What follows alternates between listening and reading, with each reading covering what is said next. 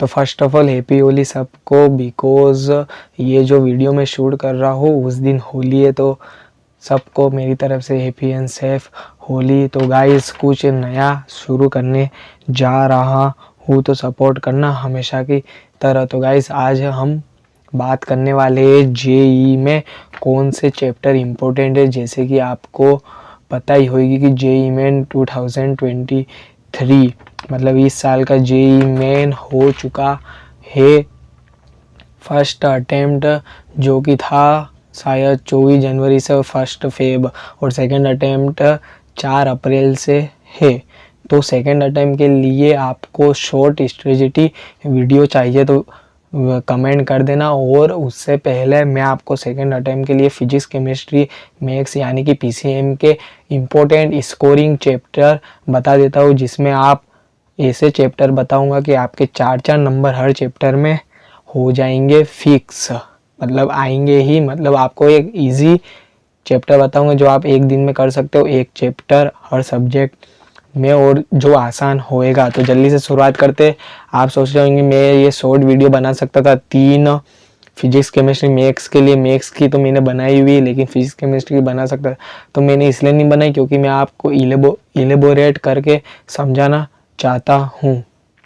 तो गाइस चलिए स्टार्ट करते हैं। तो फिजिक्स में सबसे पहले आपको आसान चैप्टर में बता देता हूँ। सबसे पहले आपका सेमीकंडक्टर है, जिसको आप आसानी से कर सकते हो और 4 नंबर प्राप्त कर सकते हो। और मॉडर्न फिजिक्स, आप पूरी मॉडर्न फिजिक्स कर सकते हो, वहाँ से लगभग 4 से 5 क्वेश्चन आते हैं, तो 20 नंबर आप ये मान लीजिए और आ जाएगा। फिर आपके हीट और थर्मोडाइनेमिक्स, फिर आप करंट, इलेक्ट्रिसिटी, फिर कम्युनिकेशन सिस्टम, और फिर यूनिट डायमेंशन और सॉलिड, और उसके बाद EMW इलेक्ट्रोमैग्नेटिक वेव। तो आप ये चैप्टर फिजिक्स में कर सकते हो और आसानी से नंबर पा सकते हो। ये सब आसान चैप्टर थे। और आपको इम्पोर्टेंट चैप्टर बता दूँ तो इलेक्ट्रोस्टैटिक्स हो गया, रोटेशनल हो गया, ये सब आपके एडवांस में बहुत सारे क्वेश्चन आते मिक्स।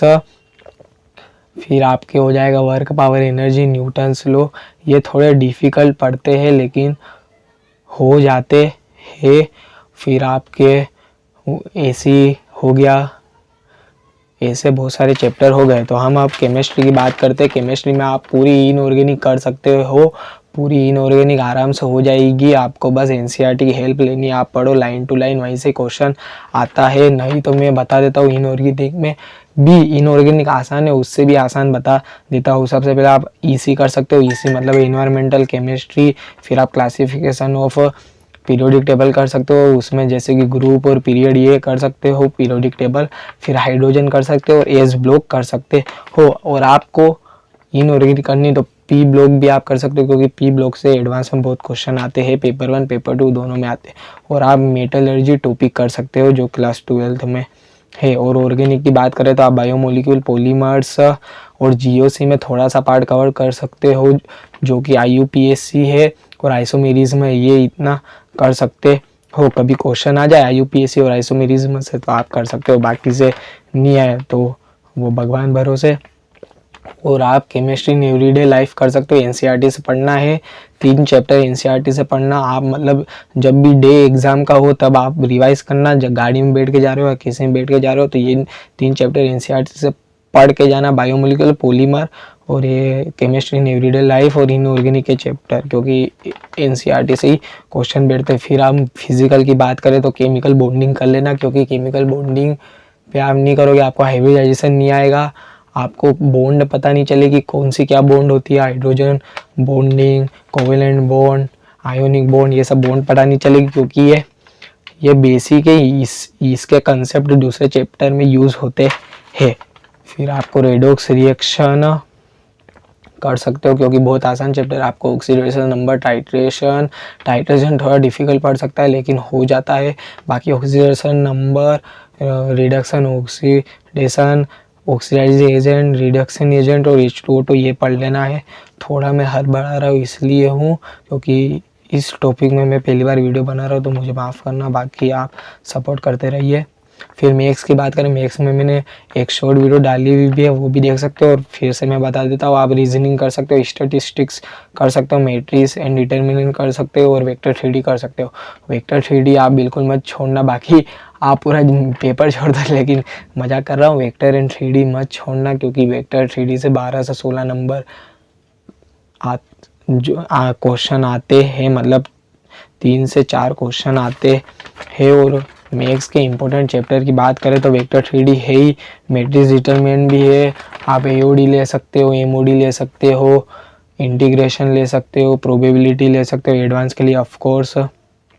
पर मैं आपको short lesson sorry and easier chapter बता रहा हूँ, जिसको आप मतलब आप कम समय में ज़्यादा मार्क्स स्कोर कर सकते हो। बाकी टाइम तो आपको मिलेगा ही इन सब चैप्टर करने के बाद, तो आपको वही चैप्टर पे फोकस करना है। फिर मेन में सिलेक्शन हो जाएगा, एडवांस के लिए तो आपको करना ही पड़ेगा। तो केमिस्ट्री के थोड़े इंपॉर्टेंट रह गए थे, तो मैं बता दूं some basic concept of chemistry. और जीओसी कर लेना, क्योंकि 12 की ऑर्गेनिक समझ नहीं आएगी जीओसी के बिना, क्योंकि ऑर्गेनिक के कंसेप्ट बिल्ड करने के लिए यही चैप्टर है। हाइड्रोकार्बन आप एडवांस के लिए कर सकते हो। फिर आपके इक्विलिब्रियम आ जाएगा, इक्विलिब्रियम आप थोड़ा थोड़ा कर सकते हो, क्योंकि वो लंबा है पर बट डूएबल है, आप कर सकते हो equilibrium, ionic equilibrium, chemical equilibrium. और पीएच बफर वगैरह इन पे क्वेश्चन आते हैं ज़्यादा से ज़्यादा, तो आप ये सब कर सकते हो। ये सब मैंने बता दिया है।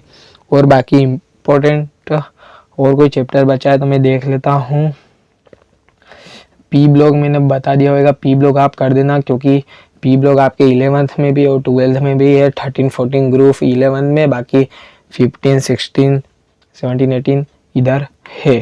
तो आप ये कर लेना, क्योंकि पी ब्लॉक से एडवांस तक के क्वेश्चन आते हैं बहुत सारे, और आसान आते हैं, लाइन टू लाइन आते हैं। आप लाइन पढ़ोगे, ऑप्शन 4 पढ़ोगे, दिमाग में टिक खत्म, ऐसे आते हैं। मैंने खुद ने पीवाई क्यों की है, भले मेरे पास एक्सपीरियंस नहीं है, मैंने अभी तक जेई नहीं दिए, क्योंकि मैं 2024 का एस्पिरेंट हूँ, मतलब नेक्स्ट ईयर मेरी एग्ज़ाम है। अभी मैं 11th में हूँ और 11th की फाइनल एग्ज़ाम अभी नज़दीक है, मार्च चल रहा है, तो बस मार्च अप्रैल में 11th हो जाएगी। फिर मैं 12th में इंटर करूँगा। आकाश से मैं ऑनलाइन कोचिंग कर रहा हूँ मेरे घर पे, तो आप दुआ कीजिए मेरा सिलेक्शन हो जाए, हर बार बोलता हूँ इसलिए। और बाकी एक्सपीरियंस की बात कर रहा हूँ तो इतना नहीं है, लेकिन जितना भी है आपको हेल्प ही करेगा, क्योंकि मैंने भी रिसर्च करके बनाए मन से, तो मैं भी नहीं लिख रहा हूँ।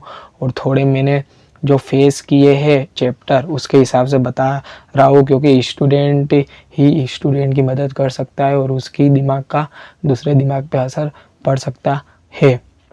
तो गाइस आज के लिए इतना ही, प्लीज़ सपोर्ट कीजिए। अब मैं आपको पहले ही कहा था, अब मैं पूरी थीम बदलने वाला हूँ। अब मैं जेई रिलेटेड ही, आईआईटी रिलेटेड ही बताऊँगा, बनाऊँगा वीडियो। Thank you.